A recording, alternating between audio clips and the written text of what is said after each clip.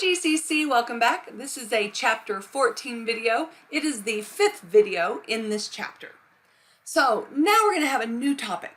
We're going to talk about liquids and how intermolecular forces can affect some of the properties of liquids. The properties we're going to look at are vapor pressure, that's the hardest one, then boiling point, surface tension, and viscosity.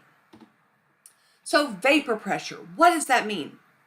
Vapor pressure is when we have molecules that have left the liquid phase and turned to gas, and normally they would float away, right? So let's think about a container.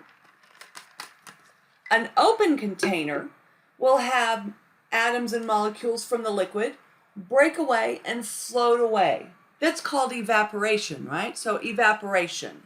But if we put a lid on it and seal it up real good, they can't float away. So the molecules get trapped up here in this empty space above the liquid. And eventually, what builds up here in this closed container? What builds up in this space here? Yeah, pressure. So that's vapor pressure. Okay, so let's look at the side. At the surface of a liquid, some molecules have enough kinetic energy to break the forces with their neighboring molecules. They escape from the liquid and go into the gas state. Again, that's evaporation. If there's no lid, they just keep floating away and the liquid continues to evaporate until there's no liquid left. But once you put a lid on it, pressure develops. And this is called vapor pressure. Think about opening up a can. Now, when you open up a can, you can hear of soda, you hear because there's a lot of vapor pressure. Now, if you have a water bottle and you open it up, water bottles don't go psh. So water bottles don't have a lot of vapor pressure. So vapor pressure technically is the pressure exerted by the gas molecules above the liquid in a closed container. So if we have really strong intermolecular forces will hold the liquid together. Is that going to make you have a high or a low vapor pressure? Okay, again, if we have strong intermolecular forces, the liquid is holding together. So would we have a lot of vapor pressure buildup? No, not really. If the liquid's being held together, not a lot of it's going to go into the gas state. So it's actually going to have a lower vapor pressure. Stronger intermolecular forces mean stronger attractions, mean less likely to break away and go into the gas state. Less gas, less pressure. All right, so now I have two pictures for you, A and B. A has a lot of gas, B does not. So which has the weaker intermolecular forces? Which is not being held very together in the liquid state? That would be A, right? A is not being held together very well. Lots of it is turning into gas. So the weaker intermolecular force is A. Which of these has the higher vapor pressure? That's also A, right? There's more gas, meaning more vapor, so more pressure. If you have more vapor, you have more pressure, and A definitely has more vapor in it. So, stronger forces lead to lower vapor pressure. This is an inverse relationship because one goes up and the other goes down. Inverse relationship. All right, let's talk about the second property of a liquid.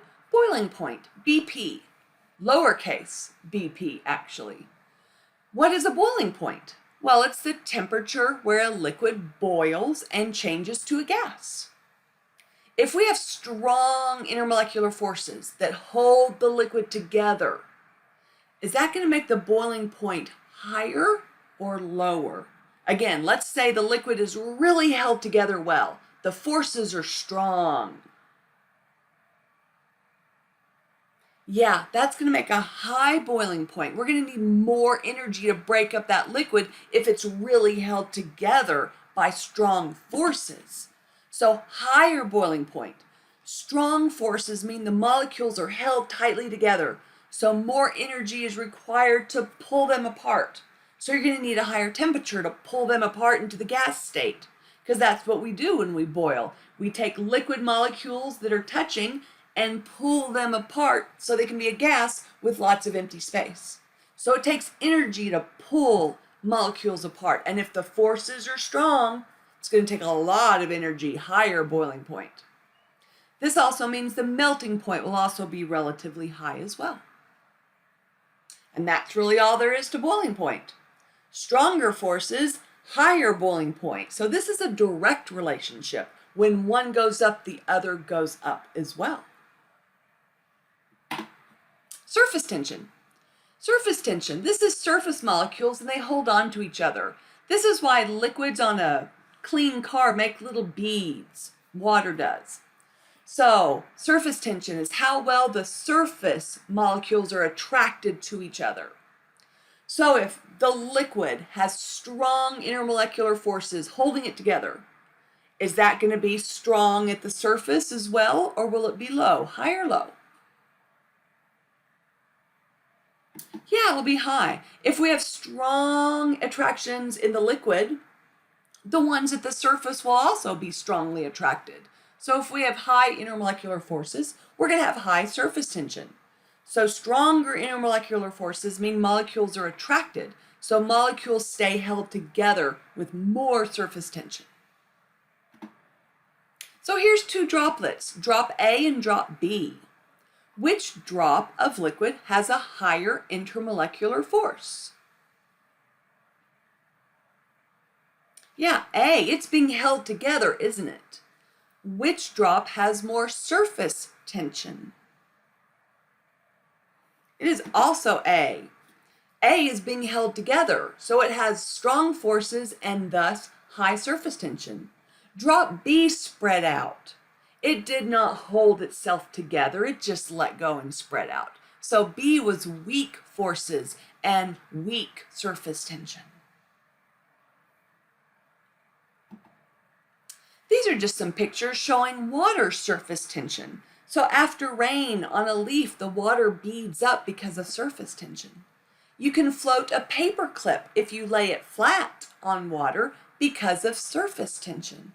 And finally, water strider bugs can walk on water because of surface tension. Our last property is viscosity. Viscosity is the resistance of a liquid to flow. You can think of this as how thick the liquid is.